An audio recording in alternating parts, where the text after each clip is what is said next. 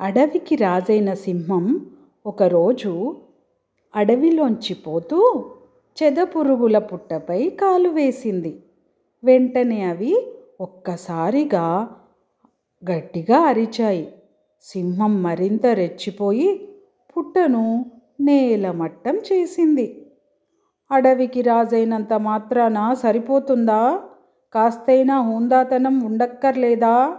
మా పుట్టను ఇలా ఎందుకు నాశనం చేశావు అని అడిగాయవి కోపంగా.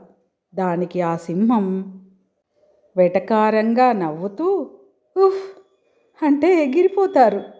కంటికి సరిగ్గా కనిపించనైనా కనిపించరు.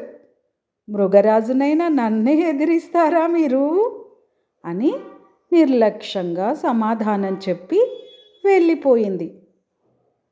అప్పుడు ఆ చెదపురుగులకు చాలా కోపం వచ్చింది.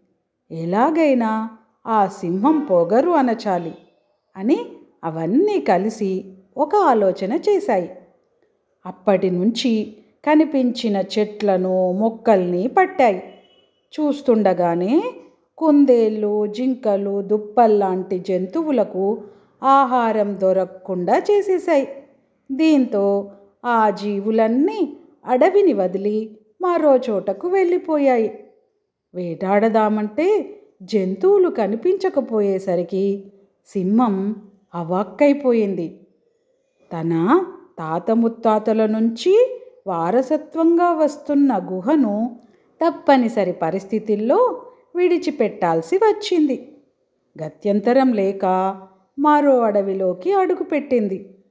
చెదపురుగులతో తాను అలా ప్రవర్తించి ఉండకపోతే తనకిప్పుడు ఈ అవస్థ ఉండేది కాదు కదా అనుకుంది ఆ సింహం. ఇకపై ఎవరితోనూ అలా అహంకారపూరితంగా వ్యవహరించకూడదని బుద్ధి తెచ్చుకుంది. అందుకే గొప్పవాళ్ళమైనంత మాత్రాన అహంకారం పనికిరాదని ఈ కథ మనకి బోధిస్తుంది.